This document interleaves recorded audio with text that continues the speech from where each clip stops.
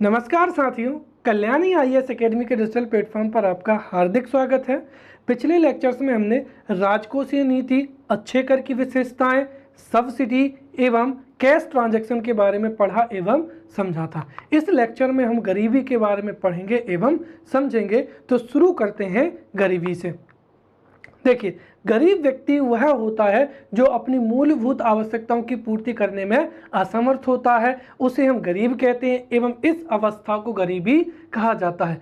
परिभाषा के तौर पर गरीबी या निर्धनता से अभिप्राय है जीवन के लिए न्यूनतम उपभोग आवश्यकताओं की पूर्ति करने में अयोग्यता, अर्थात जीवन के लिए मूलभूत आवश्यकताएं जैसे भोजन, वस्त्र, आवास, शिक्षा एवं स्वास्थ्य आवश्यकताओं को प्राप्त करने की अयोग्यता ही क्या कहलाती है? गरीबी कहलाती है। जो गरीबी का कंसेप्ट है वो किससे जुड़ा हुआ है? वंचन से जुड़ा हुआ है, जिसमें गरीबी व्यक्ति की वह सामाजिक एवं आर्थिक स्थिति होती है जिसमें उसकी आय या उसका जो खर्च है वो इतना कम होता है कि वह अपनी मूलभूत आवश्यकताओं को भी पूरा नहीं कर पाता है। अब अगर हम अन्य तथ्यों में बात करें तो दुनिया के विभिन्न देशों के द्वारा गरीबी या निर्धनता को दूर करने के लिए व्यक्ति की आय को बढ़ाया जाता है। राइट, क्या किया जाता है? आय को बढ़ाने का प्रयास किया जाता है और इसे गरीबी दूर करने की जो पद्धति है उसे हम आय या मौद्रिक पद्धति कहते हैं। इसे आय अथवा मौद्रिक पद्धति कहा जाता है। परंतु अर्थशास्त्र के जाने माने जो अर्थशास्त्री हैं प्रोफेसर अमर्त्य सेन, उनकी अवधारणा इसके क्या है? विपरीत है। राइट, उनका मानना यह है कि गरीबी आय की नहीं बल्कि क्या है? क्षमताओं का अभाव है। यदि व्यक्ति में क्षमताएं कम हैं अर्थात क्षमताओं का अभाव है तो वह व्यक्ति क्या माना जाएगा? गरीब माना जाएगा। इनको अगर हम स्पष्ट रूप से देखें तो प्रोफेसर अमर्त्य सेन के अनुसार व्यक्ति को क्षमतावान होना चाहिए, लेकिन यहाँ पर हमें इस बात को ध्यान देना है कि यहाँ पर आय का एवं क्षमता का सीधा कोई भी संबंध नहीं है, परंतु आय को क्षमता में विभिन्न शर्तों जैसे व्यक्ति क्या होना चाहिए? विवेकशील होना चाहिए। जो समाज है वो नई विचारधारा युक्त प्रगतिशील होना चाहिए एवं जो आधारभूत सुविधाएं हैं उनकी भी उपलब्धता होनी चाहिए। अगर परीक्षा में 3 नंबर में पूछा जाता है या फिर जैसे ये जो जितनी भी परिभाषाएं हैं हमने विभिन्न प्रकार की परिभाषाएं इसलिए पढ़ी हैं, जैसे 3 नंबर में पूछा जा सकता है तो हमको सीधा ये परिभाषा लिखना है। वही हो सकता है कि 11 नंबर में या 5 नंबर में कोई परिभाषा पूछी जाए या कोई प्रश्न पूछा जाए तो हम वहाँ पर इंट्रोडक्शन के लिए इन परिभाषाओं का जो है वो प्रयोग कर सकते हैं। अब अगर हम भारत की बात करते हैं तो भारत में गरीबी के मापने के लिए खर्च एवं उपभोग विधि, ध्यान रखना भारत में आय एवं मौद्रिक पद्धति का प्रयोग ना किया जाता है बल्कि खर्च एवं उपभोग विधि का प्रयोग भारत में गरीबी को मापने के लिए किया जाता है। अब गरीबी एक ऐसी समस्या है जिससे हमारे देश का लगभग जो है आधी से अधिक आबादी जो है वो गरीबी की समस्या से जूझ रही है और इसके कारणों को भी हम विभिन्न लेक्चर्स में या फिर जो मुख्य कारण है इसको हम वो पहले ही पढ़ चुके हैं, परंतु फिर भी अगर हम समग्र रूप से देखें तो हो सकता है ये 5 नंबर में पूछा जा सकता है कि भारत में गरीबी के प्रमुख कारण क्या है। तो इसका उत्तर देने के लिए गरीबी की परिभाषा और फिर हम इन प्रमुख कारणों की चर्चा कर सकते हैं। तो जैसा कि आपको पता है कि गरीबी का सबसे बड़ा कारण ये है कि हमारा देश दुनिया के 2.5% भूभाग का प्रतिनिधित्व करता है और वहीं दुनिया की 17% से अधिक जनसंख्या भारत में निवास करती है। अर्थात अगर हम देखें तो क्षेत्रफल एवं संसाधनों की दृष्टि से हमारे देश में आनुपातिक जनसंख्या कम है। इसके साथ ही जनसंख्या वृद्धि दर भी क्या है? अधिक है।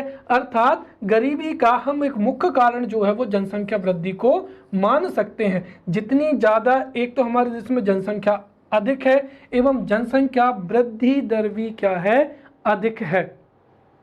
दूसरा, हमारे देश में क्या है, न्यून प्रति व्यक्ति आय है, और न्यून प्रति व्यक्ति आय होने से जो जमाएं हैं या बचत है उनमें कमी आती है, और आगे आपको पता है कि अगर जमाएं एवं बचत कम होंगी तो उसका अर्थव्यवस्था पर विपरीत प्रभाव पड़ता है। अगला अगर हम देखें तो जनसंख्या की तुलना में हमारे देश की जो राष्ट्रीय आय है वह भी क्या है, कम है, राइट। इसके साथ ही जब हमारे देश में पंचवर्षीय योजनाओं का क्रियान्वयन किया जा रहा था उस समय भी हमारे देश की जो इकोनॉमिक ग्रोथ रेट थी या आर्थिक समृद्धि दर थी वो भी कैसी थी, कम थी या न्यून थी। फिर अगर हम देखें तो भारत में चिरकालिक बेरोजगारी पाई जाती है, राइट। हर समय एवं हर स्थिति में भारत में बेरोजगारी की समस्या व्याप्त थी। इसके साथ ही भारत में अधिकांश लोग ग्रामीण क्षेत्रों में निवास करते हैं जहां पर अल्प रोजगार की भी समस्या मुख्य रूप से पाई जाती है, यह भी गरीबी का एक कारण है। अगला अगर हम देखें तो भारत में पूंजी का स्टॉक कम है जिससे निवेश में कमी आती है, वहीं पूंजी निर्माण की जो दर है वह भी क्या है, निम्न है, और इसके फलस्वरूप पूंजी दर निर्माण चूंकि कम है इसीलिए निवेश भी उतना ज़्यादा आकर्षित नहीं होता है। अगर हम देखें तो यहाँ पर एक जो हमारा कारण है कि नागरिकों में एक तो उद्यमशीलता के जो गुण है वह भी बहुत कम पाया जाता है, और कौशल का भी क्या होता है, अभाव होता है। और अगर हम देखें तो वर्तमान समय में ये जो दोनों गुण हैं ये गरीबी के लिए मुख्य रूप से क्या है, उत्तरदायी हैं। हमारे देश में जो है कई युवा या हमारे देश की अधिकांश जनसंख्या पढ़ी लिखी है लेकिन चूंकि उनमें उद्यमशीलता का गुण नहीं है इसीलिए भारत में युवाओं के द्वारा उद्योग धंधों को शुरू करने की पहल ही नहीं की जाती है। हालांकि वर्तमान समय में अगर आप देखें तो स्टार्टअप इंडिया जैसे प्रोग्राम बढ़ाकर जो है भारत सरकार उद्यमशीलता को बढ़ावा देना चाहती है ताकि भारत के जो युवा हैं वो रोजगार ढूंढने की बजाय रोजगार सृजन करने में क्या करें, विश्वास कर सकें। वैसे ही अगर हमारे देश की जो जनसंख्या है वो नो डाउट कैसी है, शिक्षित है, एजुकेटेड है, लेकिन उसमें स्किल का क्या है, अभाव पाया जाता है। यह दो जो कारण है वो वर्तमान समय में एक तरीके से हम कह सकते हैं कि बेरोजगारी के लिए और उसके परिणाम स्वरूप गरीबी के लिए मुख्य रूप से उत्तरदायी होते हैं। फिर अगर हम देखें तो भारत में कई प्रकार की सामाजिक कुरीतियां भी पाई जाती हैं और उन सामाजिक कुरीतियों की वजह से हमारे देश का जो युवा वर्ग है वो आर्थिक या हमारे भविष्य में रोजगार सृजन के लिए या फिर उद्योगों की स्थापना के लिए उतना प्रोत्साहित नहीं होता है एवं कई प्रकार की क्या है, रूढ़ियाँ भी विद्यमान होती हैं, राइट। और जिनकी वजह से अर्थव्यवस्था में जो परिवर्तन होने चाहिए उनमें यह क्या होती है, बाधा उत्पन्न होती है, राइट। हमारे देश की जो मुख्य जनसंख्या है वह जनसंख्या का एक बड़ा भाग सरकारी नौकरियों की तलाश में घूमता रहता है, जबकि अगर हम देखें तो अर्थव्यवस्था में ऐसे कई आयाम होते हैं जहां पर नए रोजगारों की स्थापना हो सकती है एवं जो है ऐसे नए रोजगारों की स्थापना हो सकती है एवं कई ऐसे उद्योग धंधों की स्थापना हो सकती है जिसमें हमारा युवा वर्ग बहुत आगे पहुंच सकता है। लेकिन हमारे देश की जो सामाजिक रीतियां हैं, सोच विचार है, वो अभी उतनी जो है सक्षम नहीं बना पाई है युवा वर्ग को। आगे अगर हम देखें तो हमारे देश में आय का असमान वितरण भी पाया जाता है। हमारे देश की कुछ प्रतिशत जनसंख्या के पास ही अधिक जो है धन का केंद्रण पाया जाता है। और अगला हो जाएगा आर्थिक आधारिक संरचना में कमी, अर्थात हमारे देश में इंफ्रास्ट्रक्चर की भी क्या पाई जाती है, कमी पाई जाती है। तो ये जो है गरीबी के कारण है जो कि एग्जाम्स में पूछे जा सकते हैं। तो अब हम यहाँ पर गरीबी के प्रकारों की चर्चा करेंगे। देखिए गरीबी मुख्य रूप से 3 प्रकार की होती है। पहला हो जाएगा सापेक्ष गरीबी, दूसरा निरपेक्ष गरीबी और तीसरा क्या हो जाएगा, मानवीय गरीबी। इन तीनों को समझना बहुत ही क्या है, सरल है। अगर हम निरपेक्ष गरीबी की बात करते हैं, एब्सोल्यूट पॉवर्टी, तो देखिए जो निरपेक्ष गरीबी है वह गंभीर अभाव की क्या है, स्थिति है। अर्थात निरपेक्ष गरीबी में जो संबंधित व्यक्ति होता है या संबंधित वर्ग होता है वह अपनी मूलभूत आवश्यकताओं या ऊर्जा की आवश्यकताओं को पूरा नहीं कर पाता है। अर्थात गरीबी का जो प्रकार है ये मुख्य रूप से किससे जुड़ा हुआ है, वंचन से जुड़ा हुआ है। ये आपको यहाँ पर ध्यान रखना है, क्योंकि जो सापेक्ष गरीबी है वो हम वहाँ पर तुलनात्मक पद्धति से जुड़ा है, लेकिन यहाँ पर जो निरपेक्ष गरीबी है या निरपेक्ष गरीबी का जो प्रकार है वो वंचन से जुड़ा है। अर्थात इसमें जो संबंधित वर्ग है वह अपनी मूलभूत आवश्यकताओं को भी पूरा करने में क्या होता है, असमर्थ होता है, राइट। और अगर हम जनसंख्या की दृष्टि से देखें तो देश में गरीबों की जो वास्तविक स्थिति है वो निरपेक्ष गरीबी के द्वारा ही प्रकट की जा सकती है। दूसरा हो जाएगा यहाँ पर सापेक्ष गरीबी, राइट। सापेक्ष गरीबी वह गरीबी होती है जिससे हम समाज में एक औसत व्यक्ति की तुलना में, किसमें, कि एक औसत व्यक्ति है उस व्यक्ति की तुलना में कोई अन्य व्यक्ति की आय कितना है, उपभोग कितना है या संपत्ति का अभाव कितना है, उसे हम क्या कहते हैं यहाँ पर, सापेक्षिक गरीबी कहते हैं। अर्थात यह तुलनात्मक अध्ययन के रूप में होती है। इस गरीबी से हमें विभिन्न वर्गों में आय की विषमता का क्या होता है, जानकारी मिलती है।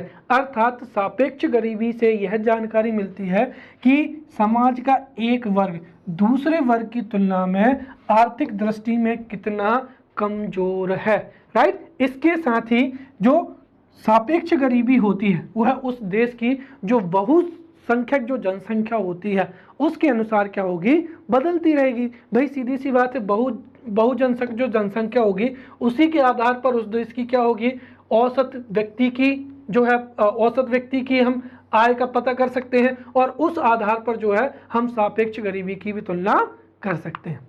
तीसरा हो जाएगा यहाँ पर मानवीय गरीबी।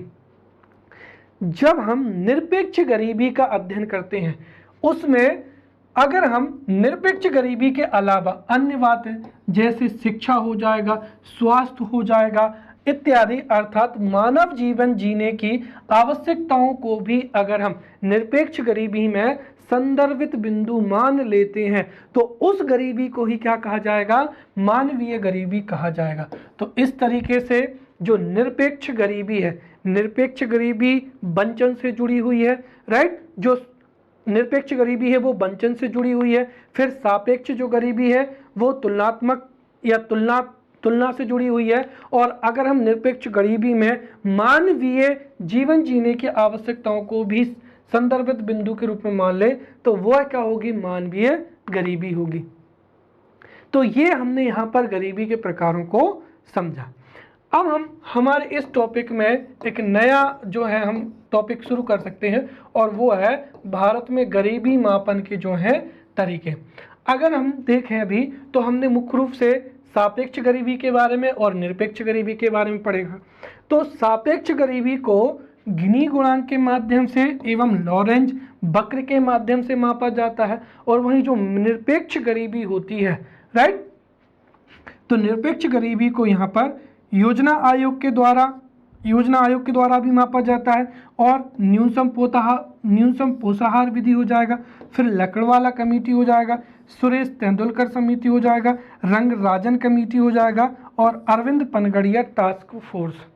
अगर यह प्रश्न 5 नंबर में पूछा जाता है तो हम इस तरीके से जो है फ्लो चार्ट का प्रयोग कर सकते हैं कि गरीबी मापने के तरीके, और गरीबी मापने में भी हम यहाँ पर सापेक्ष गरीबी के लिए गिनी गुणांक एवं लॉरेंज वक्र का उपयोग करते हैं और निरपेक्ष गरीबी के लिए इनका। अब हम यहाँ पर एक एक करके जो जितना भी यहाँ पर लिखा हुआ है इसको हम बहुत अच्छे से समझेंगे, हो सकता है वह भी एग्जाम्स में पूछा जाए। तो सबसे पहले हम पढ़ेंगे यहाँ पर सापेक्ष गरीबी के बारे में। और सापेक्ष गरीबी को समझने के लिए हमें लॉरेंज कर्व को समझना बहुत ही क्या होता है, जरूरी होता है। देखिए लॉरेंज जो कर्व है वो 1905 में मैक्स ओ लॉरेंज के द्वारा प्रस्तुत किया गया था। और इस वक्र का जो प्रत्येक बिंदु है वो किसी न किसी आय को क्या करता है, दर्शाता है। जैसे अगर हम कहें कि अगर देश की 1% जो आय है वो कितने पास है? 1% लोगों के पास है। 2% जो आय है वो 2% लोगों के पास है, राइट। इस तरीके से देखा जाए तो 100% जो आय है वो 100% लोगों के पास में होना चाहिए। समझ में आ गया? अगर 1% आय है तो वो 1% लोगों के पास है, 2% आय है तो वो 2% लोगों के पास है। इस तरीके से अगर हम देखें तो देश की जो 100% इनकम है, 100% क्या है? आय है, वो है किसके पास होगी? 100% लोगों के पास में होगी। और ऐसी स्थिति में जो लॉरेंज कर्व होता है वो एक सीधी रेखा, कैसी? एक सीधी रेखा प्राप्त होती है, जिसे हम क्या कहते हैं? एब्सोल्यूट इक्वलिटी लाइन कहते हैं, राइट। ये जो सीधी रेखा है, ये रेखा हमको प्राप्त होगी, जिसको हम क्या कहेंगे? यहाँ पर एब्सोल्यूट इक्वलिटी लाइन कहेंगे, राइट। और इसकी विशेषता क्या होती है? इसकी विशेषता ये होती है कि ये सीधी रेखा जो है वो 45 डिग्री पर क्या होती है? 45 डिग्री की एक सीधी रेखा होती है, राइट, जिसको हम क्या कहते हैं? मैंने अभी बताया था, एब्सोल्यूट इक्वलिटी लाइन कहा जाता है। अब जो लॉरेंज वक्र होता है, जब इसको हम देश के वास्तविक आंकड़ों के आधार पर जब हम उसको चार्ट बनाते हैं, जब अगर हम जैसे अब कहें कि भाई भारत में जो है वो 5% जो आय है वो 50% लोगों के पास में है, और वहीं पर जो 10% आय है वो 40% लोगों के पास है। और इस तरीके से अगर हम लॉरेंज कर्व में हमारे देश के वास्तविक आंकड़ों को पुट करते हैं तो उससे हमें क्या होगा? एक कर्व प्राप्त होगा। जैसे अगर हमने इसी चार्ट में भारत के जो आय एवं जनसंख्या के आंकड़ों को हमने प्रदर्शित किया, अब अगर हम इस चार्ट में आय एवं, जैसे हमने ये कहा कि भारत की जो आय है एवं वो जो आय कितने प्रतिशत लोगों के पास में पाई जाती है, उसको जब हम चार्ट के माध्यम से प्रस्तुत करेंगे तो एक हमको यहाँ पर वक्र रेखा प्राप्त होगी, और इसे ही क्या कहा जाता है? लॉरेंज कर्व कहा जाता है, राइट। और ये यहाँ पर क्या हो जाएगा? Absolute equality line, right. ये हो जाएगी यहाँ पर समता रेखा हो जाएगी, और ये क्या हो जाएगा? यहाँ पर लॉरेंज कर्व हो जाएगा। अब यहाँ पर समझिए, ये जो है ये किसको दर्शा रहा है? समानता की स्थिति, या हम इसको कह सकते हैं कि ये क्या है? समानता की रेखा, और ये क्या हो जाएगा? यहाँ पर लॉरेंज कर्व हो जाएगा। अब यहाँ पर सीधा सा आपको दो चीजें याद रखनी है कि लॉरेंज कर्व, जैसे मैंने कहा कि एक हम यहाँ पर तीसरा बिंदु लेते हैं। जैसे अगर हम पहली चीज ये लें कि जो है लॉरेंज जो कर्व है वो यहाँ पर जो है, अगर लॉरेंज कर्व जो है वो एब्सोल्यूट इक्वलिटी लाइन के क्या है? बिल्कुल समीप है। जैसे यहाँ पर, जैसे अगर ये जो लॉरेंज कर्व है वो इक्वलिटी लाइन के क्या है? करीब है। करीब है तो इसका मतलब क्या है कि यदि किसी देश के आर्थिक आंकड़ों को हमने लॉरेंज कर्व के रूप में प्राप्त किया, और अगर जो लॉरेंज कर्व है वो जो है समांतर रेखा के क्या है? पास है, तो इसका मतलब क्या है कि उस देश में आर्थिक समानता अधिक है, या फिर आर्थिक विषमता क्या है? कम है। और जैसे जैसे इस लाइन से लॉरेंज कर्व दूर चला जाएगा, वैसे वैसे जो है आर्थिक असमानता बढ़ती चली जाएगी। जैसे अगर किसी देश का ग्राफ ये है तो इसका मतलब क्या हुआ कि उस देश में आर्थिक असमानता क्या है? अधिक है। अर्थात अगर हम ये कहें तो आर्थिक समानता में कमी है, या आर्थिक विषमता क्या है? अधिक है। ये यहाँ पर इस तरीके से जो है हम सापेक्ष गरीबी का क्या कर लेते हैं? मापन कर लेते हैं। तो इसमें सीधा आपको ये दो चीजें याद रखनी है कि लॉरेंज कर्व जितना अधिक दूर होगा, वर्गों के बीच में आय की विषमता क्या होगी? उतनी ही अधिक होगी। और लॉरेंज वक्र जो एब्सोल्यूट इक्वलिटी लाइन है उसके समीप जितना होगा उतनी आर्थिक विषमता क्या होगी? कम होगी, राइट। और जितना दूर होगा आर्थिक विषमता भी या आय की विषमता जो है वो उतनी ही क्या होगी, अधिक होगी। इस तरह से हम जो है लॉरेंज वक्र के माध्यम से सापेक्ष गरीबी को माप लेते हैं। दूसरा यहाँ पर हो जाएगा, क्या हो जाएगा यहाँ पर, गिनी गुणांक हो जाएगा। सापेक्ष गरीबी को मापने के लिए दूसरा कौन सा हो जाएगा यहाँ पर, गिनी गुणांक हो जाएगा। देखिए गिनी गुणांक का जो विकास था वो 1912 में राइट कोरेडो गिनी द्वारा इसका विकास किया गया था राइट। और यह भी आय की विषमता को मापने की क्या है, एक प्रचलित विधि है।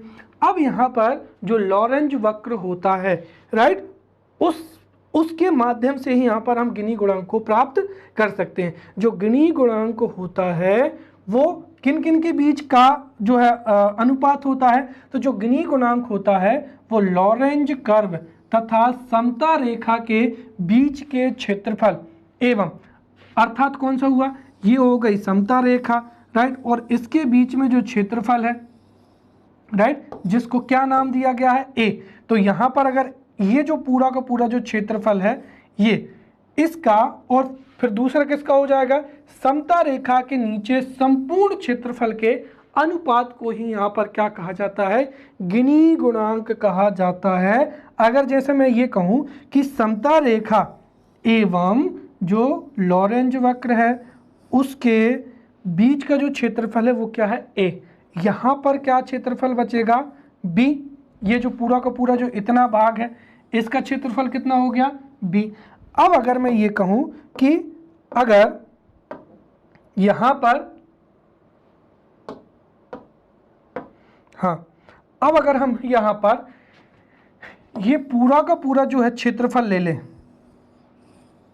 ए और बी, तो गिनी गुणांक बराबर क्या हो जाएगा, भाग ए का क्षेत्रफल अर्थात समता रेखा एवं लॉरेंज वक्र के बीच का क्षेत्रफल हो जाएगा अपॉन में संपूर्ण समता रेखा के नीचे का क्षेत्रफल अर्थात क्षेत्रफल ए प्लस का क्षेत्रफल बी।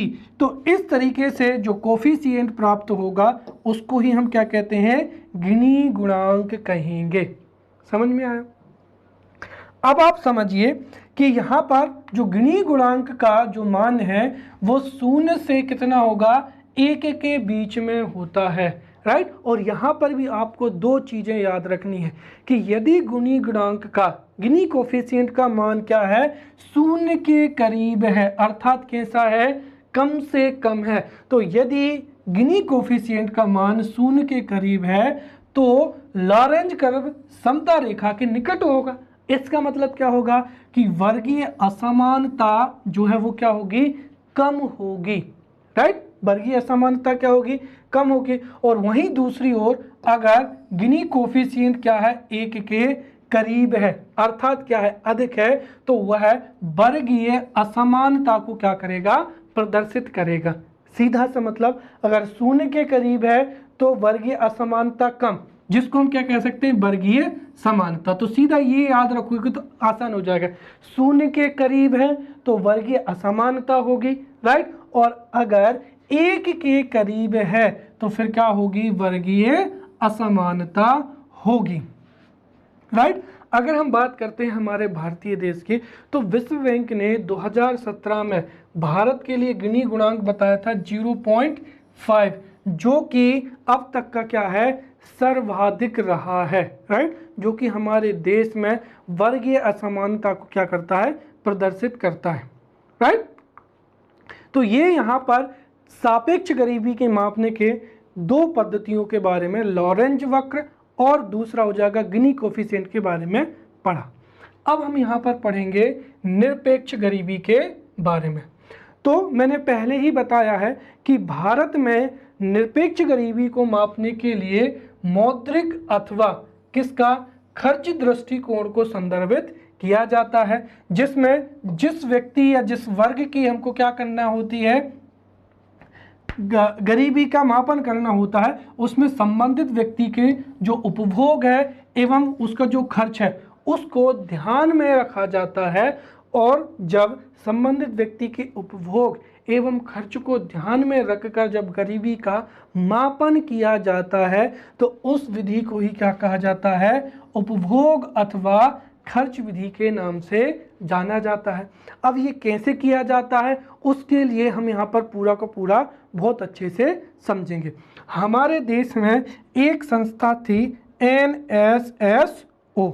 अब थी का मतलब क्या हुआ कि नेशनल सैंपल सर्वे ऑफिस। और आपको पता होना चाहिए कि वर्तमान समय में जो NSSO और जो CSO है इन दोनों को मर्ज करके क्या बना दिया गया है, NSO बना दिया है, राइट। तो ये भी आप उत्तर लिखते समय ध्यान रखें कि जब निरपेक्ष गरीबी का मापन किया जाता है तो पहले NSSO और अब वही संस्था जो है क्या बन चुकी है, NSO। तो इसके द्वारा संबंधित व्यक्ति की MPCE मतलब मंथली पर कैपिटा एक्सपेंडिचर, तो उसके एक महीने में कितना खर्च होता है वो निकाला जाता है। फिर उसकी जो तुलना है वो निर्णायक, या हम इसको तरीके से लिख सकते हैं यहाँ पर reference monthly per capita expenditure से उसकी क्या की जाती है, तुलना की जाती है, राइट। कहने का मतलब ये हुआ कि संबंधित व्यक्ति की MPCE निकाली जाती है और एक निर्णायक जो है MPC निर्धारित की जाती है। अब उन दोनों में क्या करते हैं, तुलना करते हैं।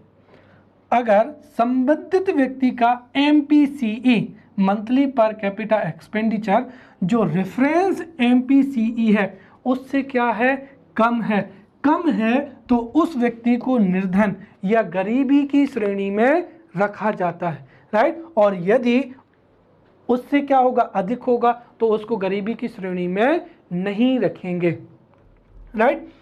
इस प्रकार जो निर्धनों की जो प्राप्त कुल संख्या है उसको जनसंख्या के प्रतिशत के रूप में अभिव्यक्त कर लिया जाता है तथा ये जो प्राप्त किया गया है उसको ही क्या बोला जाता है, हेड काउंट रेशियो कहा जाता है, जिसको हम यहाँ पर समझ सकते हैं कि सबसे पहले तो हम क्या करेंगे, ज्ञात करेंगे भारत में निर्धनों की संख्या, फिर बटे में क्या रहेगी, कुल जनसंख्या, और उसको मल्टीप्लाई कर देंगे 100 से, तो यहाँ पर प्राप्त हो जाएगा हेड काउंट रेशियो, राइट।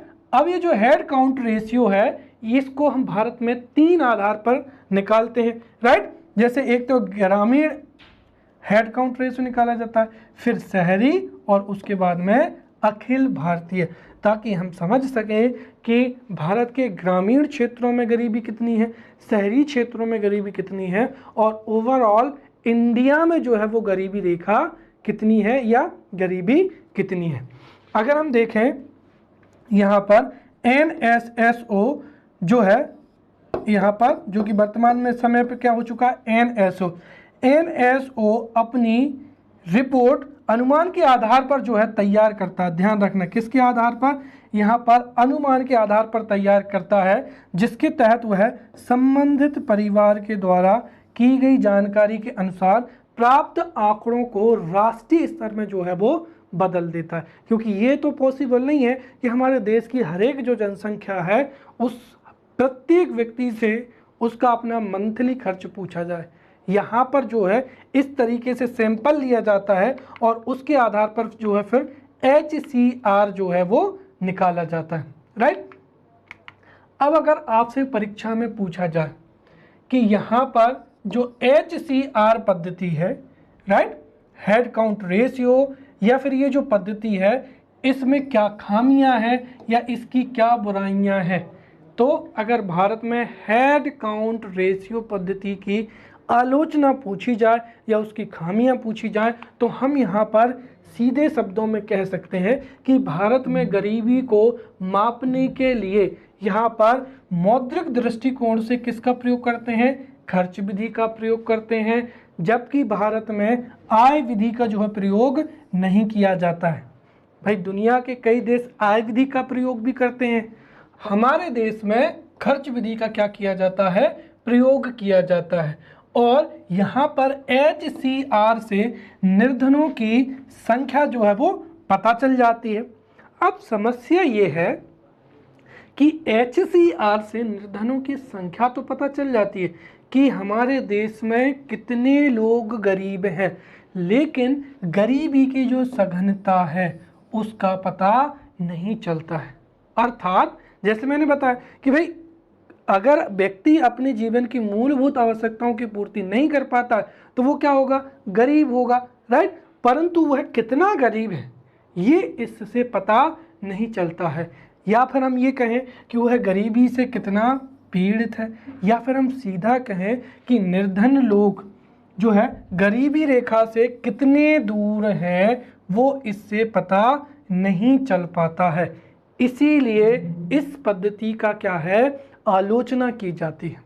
अब इसका समाधान क्या है, समाधान ये है कि भारत सरकार को HCR हेड काउंट रेशियो के साथ साथ में यहाँ पर PGR right poverty gap ratio का भी क्या करना चाहिए, जो है PGR पॉवर्टी गैप रेशियो का भी अध्ययन एवं इसका अनुसरण करना चाहिए। और PGR पद्धति से हमें पता चल जाएगा कि हमारे देश में कितने प्रतिशत लोग गरीबी रेखा से कितने दूर हैं। तो इसका समाधान के रूप में क्या हो जाएगा, यहाँ पर PGR पद्धति हो जाएगी, राइट। तो ये यहाँ पर जो है वो हमने सबसे पहला जो है समझ लिया है। अब हम यहाँ पर जो अलग अलग समितियां हैं, न्यूनतम पोषाहार एवं दांडेकर रथ फार्मूला। देखिए यहाँ पर न्यूनतम पोषाहार से मतलब क्या होता है, व्यक्ति को अपने जीवन यापन के लिए भोजन की आवश्यकता होती है, अर्थात ऊर्जा की आवश्यकता होती है। और ऊर्जा को हम किस में मापते हैं, कैलोरी के रूप में मापते हैं।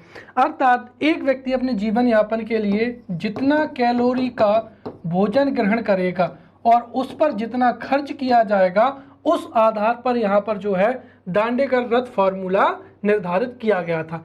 तो दांडेकर रथ फार्मूला के अंतर्गत शहरी क्षेत्र के लिए 25 रुपये प्रति व्यक्ति प्रति माह एवं ग्रामीण क्षेत्र के लिए 20 रुपये प्रति व्यक्ति प्रति माह का आधार बनाया गया था। कि अर्थात अगर शहरी क्षेत्रों में 25 रुपये से अधिक एवं ग्रामीण क्षेत्रों में 20 रुपये से अधिक कोई खर्च करता है तो वह गरीब नहीं होगा, और अगर 25 रुपये से कम और 20 रुपये से कम खर्च कर पाता है तो वह गरीब माना जाएगा। और यह जो है इसका ये किसके आधार पर लिया गया है, तो देखिए हमारे देश के इंडियन मेडिकल रिसर्च एवं काउंसिल द्वारा 1958 में प्रस्तुत पोषाहार आवश्यकताओं हेतु अर्थात कैलोरी के लिए यहाँ पर इन्होंने निर्धारित किया था।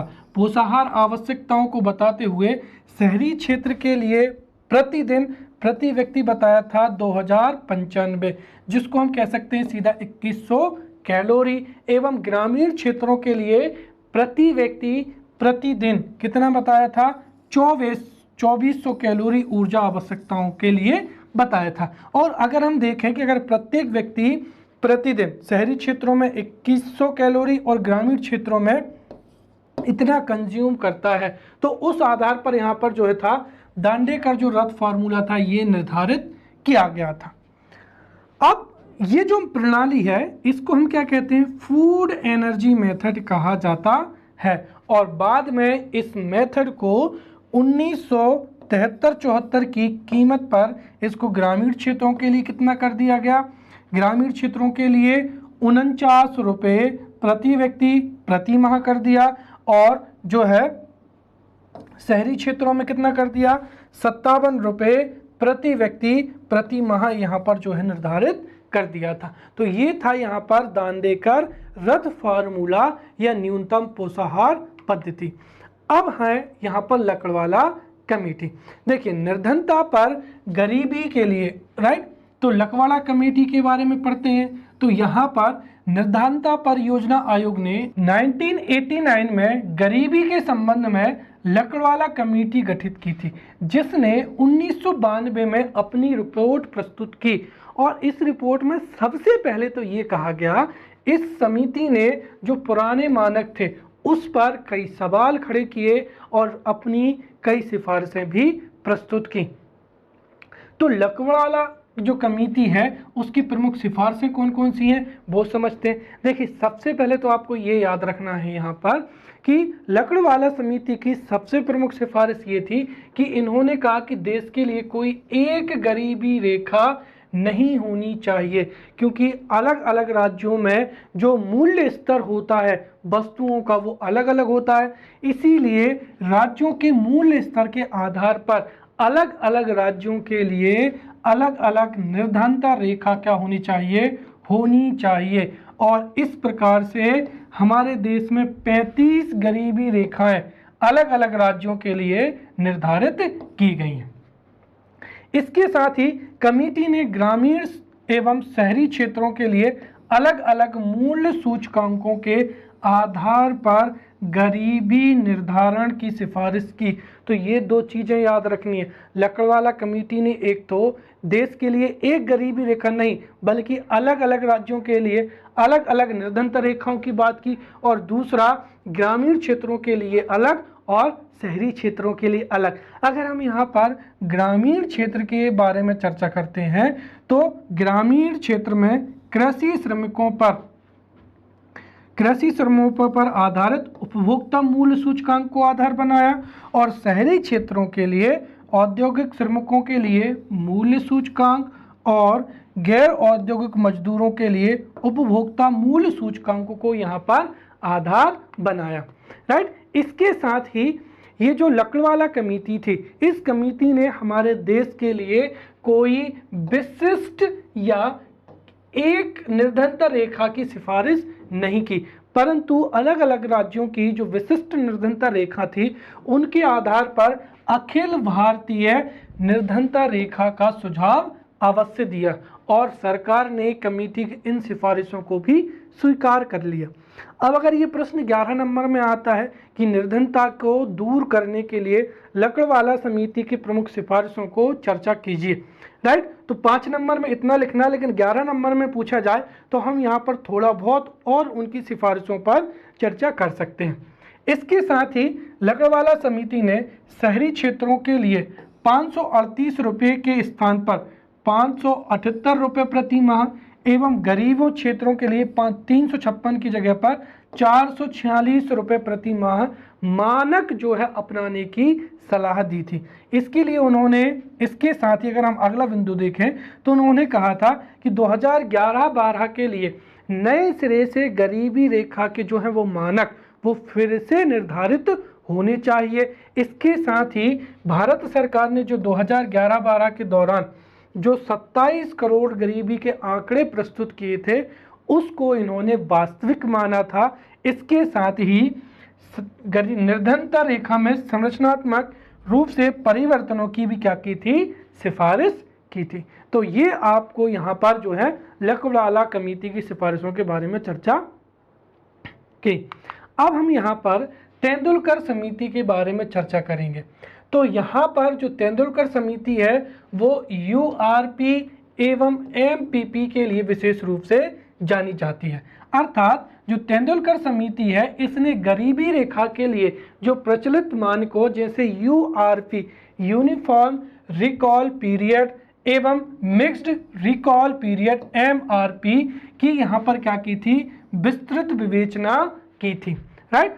अब अगर आपको तेंदुलकर समिति को बहुत अच्छे से समझना है, क्योंकि तेंदुलकर समिति ने कहा था कि यूआरपी की जगह पर एमआरपी को अपनाया जाना चाहिए। राइट। तो इसके लिए यह जरूरी है कि सबसे पहले हम समझें कि यूआरपी क्या होता है और एमआरपी क्या होता है। यूआरपी में उपभोक्ता द्वारा समस्त मदों पर 30 दिन की रिकॉल अवधि में किए जाने व्यय को क्या किया जाता है, शामिल किया जाता है। तो यूआरपी में 30 दिनों के रिकॉल अवधि में किए जाने वाले व्यय को शामिल किया जाता है, जबकि जो एमआरपी होता है इसमें 5 गैर खाद्य मदों जैसे जूता, वस्त्र, स्वास्थ्य, टिकाऊ वस्तुओं एवं शिक्षा पर 365 दिन की रिकॉल अवधि 365 दिन की रिकॉल अवधि में किए गए जो व्यय है उसको यहाँ पर सम्मिलित किया जाता है। राइट। अब यहाँ पर जो इस तरीके से अगर हम देखें तो अब हम यहाँ पर तेंदुलकर समिति की जो जितनी भी सिफारिशें थी उनको हम बहुत अच्छे से पढ़ेंगे। सबसे पहला तो यहाँ पर ये था कि जो गरीबी मापन की जो पारंपरिक जो अनुशंसाएं थी उसके स्थान पर बहुआयामी जो है बहुआयामी रूप को यहाँ पर तेंदुलकर समिति के द्वारा प्रस्तुत किया गया था। इसके साथ ही जो योजना आयोग के द्वारा 2004-05 में 27.2% बीपीएल के जो आंकड़े थे उनको सिरे से खारिज कर दिया एवं तेंदुलकर समिति ने 2005 के लिए बीपीएल के आंकड़ों को कितना माना? 37.2%। इसके साथ ही 2010 या 11 के लिए कमेटी ने लगभग कितना 27 करोड़ अर्थात 21.9% लोगों को गरीबी रेखा के नीचे बताया। ध्यान रखना यहाँ पर तेंदुलकर समिति ने 2010-11 के लिए कितना प्रतिशत बताया? तो 21.9% लोगों को गरीबी रेखा के नीचे बताया। इसके साथ ही तेंदुलकर समिति की जो दो प्रमुख विशेषताएं हैं उन पर चर्चा करते हैं। सबसे पहले तो तेंदुलकर समिति ने ये कहा था कि जो परंपरागत कैलोरी सिस्टम है इसकी उन्होंने आलोचना की और इसके साथ ही उन्होंने कहा कि कैलोरी सिस्टम से बाहर निकलकर हमें स्वास्थ्य, शिक्षा आदि से जो मापक हैं और परम है उसको जोड़ने की क्या की थी? बात की थी। अर्थात उन्होंने कहा था कि यूआरपी के स्थान पर जो एमआरपी पद्धति है इसको अपनाने की उन्होंने क्या दी थी? सलाह दी थी। इसके साथ ही दूसरी सबसे महत्वपूर्ण विशेषता क्या है? ये जो सिफारिश थी वो क्या थी कि गरीबी रेखा के जो मानक हैं जिसे हम cost of minimum living goods basket अर्थात जिसको हम क्या कहते हैं न्यूनतम आवश्यकता संसाधनों की लागत को निर्धारित करने की यहाँ पर सिफारिश की थी। और इसमें खाद्यान्न है, खाद्यान्न के अलावा 6 बुनियादी आवश्यकताएं जैसे शिक्षा, ध्यान रखना इसमें क्या था? खाद्यान्न के अलावा 6 शिक्षा, स्वास्थ्य, बुनियादी संरचना, स्वच्छ वातावरण, महिलाओं की काम एवं लाभ तक पहुंच को शामिल करने का सुझाव दिया। इस उपभोग को गरीबी रेखा का मानक माना, यद्यपि मानक की काफ़ी इस मानक की क्या हुई थी? काफ़ी आलोचना हुई थी। राइट। इसके बाद में हो जाएगा यहाँ पर रंगराजन समिति। राइट। तो अगर हम इसका इंट्रोडक्शन देखें तो गरीबी की स्थिति के संबंध में सुझाव देने के लिए रंगराजन समिति ने सरकार को अपनी रिपोर्ट सौंपी और इस रिपोर्ट में तेंदुलकर समिति के आंकड़ों के विपरीत देश में 10 करोड़ अधिक गरीबी होने की बात कही गई है। अर्थात यहाँ पर तेंदुलकर रिपोर्ट की अपेक्षा रंगराजन की रिपोर्ट से अगर देखें तो यहाँ पर हमारे देश में 10 करोड़ क्या है अधिक गरीब होने की संभावना है। और इस रिपोर्ट के अगर हम प्रमुख बिंदुओं को अगर हम समझें यहाँ पर तो ये जो रंगराजन समिति की रिपोर्ट है इसमें 2004-05 में 45.4 करोड़ गरीब थे एवं उनकी संख्या 2011-12 में कितनी हो गई? 36.3 करोड़ हो गई। अगर हम तेंदुलकर समिति से इसकी क्या करें? तुलना करें तो तेंदुलकर समिति ने कहा था कि 2004-05 में गरीबों की संख्या 35 करोड़ थी अर्थात कितना सीधा यहाँ पर 10 करोड़ कम। और 2011-12 में कितना बताया था? 26.9 करोड़ अनुमानित की थी और रंगराजन ने 2011-12 में कितना 36.3 करोड़ मापी थी। इस प्रकार अगर हम देखा जाए तो रंगराजन समिति के अनुसार 2004-05 में बीपीएल का जो प्रतिशत था 37.10% था जो कि 2011-12 में कितना हो गया? 29.5% हो गया। अर्थात इसमें 8.7% की क्या आई है? कमी आई है। और वहीं जैसे मैंने बताया था कि तेंदुलकर समिति ने 2011-12 में गरीबों की जनसंख्या कितनी बताई थी? 21.9% दर्शाई थी।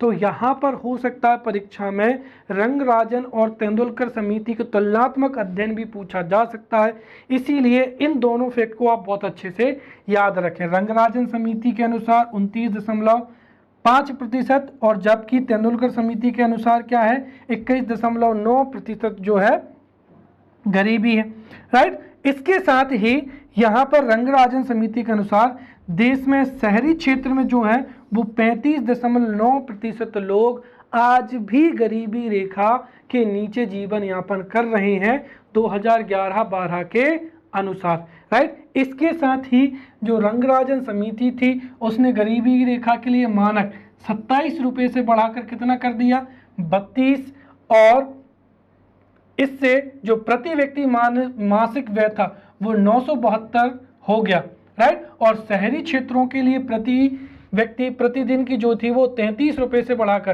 कितना कर दिया, 47 रुपये, अर्थात प्रति व्यक्ति मासिक व्यय अब कितना हो गया यहाँ पर 1407 रुपये, राइट, निर्धारित करने की यहाँ पर अनुशंसा की है। अगर हम इसकी तुलना किससे करें, तेंदुलकर समिति से, तो तेंदुलकर समिति ने ग्रामीण क्षेत्र के लिए कितना कहा था, 816, जो कि कितना हो गया 972, और वहीं पर शहरी क्षेत्र में कितना 1000 रुपये प्रति माह व्यय को पैमाना बनाया था, जो कि रंगराजन ने कितने की सिफारिश की थी, 1407 रुपये की कही थी, राइट। इसके साथ ही यदि 5 व्यक्तियों का परिवार है तो राष्ट्रीय स्तर पर रंगराजन समिति ने शहरों में 7,035 रुपये एवं गांव में 4,760 प्रति माह व्यय को पैमाना बनाने की सिफारिश यहाँ पर की थी। तो ये थी रंगराजन समिति। तो अब पढ़ेंगे हम यहाँ पर सशक्तिकरण लाइन। देखिए, भारत में अभी तक हमने पढ़ा कि गरीबी मापने के लिए निर्धनता रेखा या पॉवर्टी लाइन की अवधारणा का प्रयोग किया जा रहा था, जैसे दुनिया के कई अंतरराष्ट्रीय संगठनों ने क्या कहा था, इसे भुखमरी को प्रदर्शित करने वाली लाइन कहा, राइट। और इस संदर्भ में जो मैकेंजी ग्लोबल इंस्टीट्यूट है, जो कि कहाँ है, मुंबई के द्वारा यहाँ पर एम्पावरमेंट लाइन की जो है अवधारणा को यहाँ पर प्रस्तुत किया गया था। अब जो एम्पावरमेंट लाइन है वो क्या होती है, तो यहाँ पर मैकेंजी ग्लोबल इंस्टीट्यूट के अनुसार यदि कोई व्यक्ति एम्पावरमेंट लाइन के ऊपर माना जाएगा यदि वह निम्न आवश्यकताओं को पूरा करता है, जैसे उसके पास में आवास है, भोजन की व्यवस्था है, स्वच्छता है, स्वच्छ जल है, बिजली है, शिक्षा, स्वास्थ्य एवं सामाजिक सुरक्षा, यदि इतनी आवश्यकता उसकी पूरी हो जाती हैं तो वह एम्पावरमेंट लाइन के क्या होगा, ऊपर होगा। और अगर ये आवश्यकताएं पूरी नहीं होंगी तो वह एम्पावरमेंट लाइन के नीचे होगा, अर्थात क्या होगा, गरीब होगा। और MGI के अनुसार ध्यान रखना, जैसे को यहाँ पर आना, ये एक अगला फैक्ट हो जाएगा। जैसे MGI के अनुसार भारत में गरीबी का आकार लगभग कितना है, 56% है, ये मैकेंजी ग्लोबल इंस्टीट्यूट ने कहा था। अब अगर हम विश्व बैंक के अनुसार चर्चा करें तो विश्व बैंक ने भारत में गरीबी का जो आकलन किया वो आश्चर्यजनक है, राइट। विश्व बैंक के अनुसार भारत में जो गरीबी है 2011-12 के अनुसार वो कितनी है, 12.4% है। जैसे अगर हम देखें तो सुरेश तेंदुलकर ने जो था कितना माना था, 21.9%। तो वहीं विश्व बैंक ने माना कि 2011-12 में जो थी भारत में गरीबी कितनी थी, केवल और केवल 12.4%। अर्थात विश्व बैंक ने कहा कि भारत में गरीबी का स्तर जो है सरकारी अनुमानों की अपेक्षा क्या है, काफ़ी नीचे है, राइट। अब हम बात करते हैं आधुनिक, जिसका नाम क्या हो जाएगा, अरविंद पनगड़िया टास्क फोर्स हो जाएगा। देखिए, मार्च 2015 में नीति आयोग द्वारा डॉक्टर अरविंद पनगड़िया की अध्यक्षता में एक टास्क फोर्स का गठन किया गया था, जिसका प्रमुख कार्य क्या था, भारत में निर्धनता के आकलन हेतु विधि का क्या देना है, सुझाव देना है। और यह टास्क फोर्स भारत में गरीबी के निवारण हेतु जो कार्यक्रम है, जो जितने भी कार्यक्रम चल रहे हैं उस हेतु भी क्या देगी, सुझाव देगी, राइट। अब यहाँ पर जो है गरीबी उन्मूलन के लिए एक सिद्धांत प्रचलित है, जिसको हम क्या कहा जाता है, टपकन सिद्धांत कहा जाता है, राइट। अब ये टपकन सिद्धांत क्या है, इसको बहुत अच्छे से समझिए। देखिए, टपकन सिद्धांत को अगर हम देखें तो टपकन सिद्धांत एक ऐसा विचार है जो मानता है कि गरीबी अपने आप में एक स्वतंत्र समस्या नहीं है, बल्कि देश में अगर पूंजी की कमी है, निवेश में कमी है एवं देश में साख में कमी है तो देश में जो है गरीबी की समस्या भी होगी। कुल मिलाकर जो टपकन सिद्धांत है वो गरीबी को स्वतंत्र समस्या नहीं मानता है। अगर हम जीडीपी का आकार बढ़ा दें, और कैसे बढ़ेगा, यदि देश की सरकार विभिन्न प्रकार की छूटें प्रदान करती है, जैसे ऋण की उपलब्धता बढ़ाती है, निवेश सब्सिडी देती है, वित्त बाजार में क्या करती है, सुधार करती है, तो इससे क्या होगा, किसी भी देश की जीडीपी में क्या होगी, वृद्धि होगी। और उस जीडीपी में वृद्धि होगी तो उससे जो लाभ होगा वो छन छन कर या टपक टपक कर क्या होगा, निचले तकबों में पहुंच जाएगा, जिससे गरीबी क्या हो जाएगी, दूर हो जाएगी। ये जो है कि जो ट्रिकल डाउन है ये कैसी है, पूंजीवादी विधि पर आधारित क्या है, अवधारणा है कि अगर जीडीपी में वृद्धि होगी, राइट, जीडीपी में वृद्धि होगी तो उसका जो लाभ है वो टपक टपक कर या छन छन कर जो है गरीबों तक क्या हो जाएगा, पहुंच जाएगा। अर्थात जो है गरीबों में जो है जीडीपी में वृद्धि का जो है लाभ वो टपक जाएगा, इसलिए इसको क्या कहते हैं, टपकन सिद्धांत कहते हैं, राइट। तो ये हमने आज तक जो है यहाँ पर पढ़ लिया है। अगले लेक्चर में हम इसी टॉपिक को कंटिन्यू करेंगे। तब तक के लिए धन्यवाद।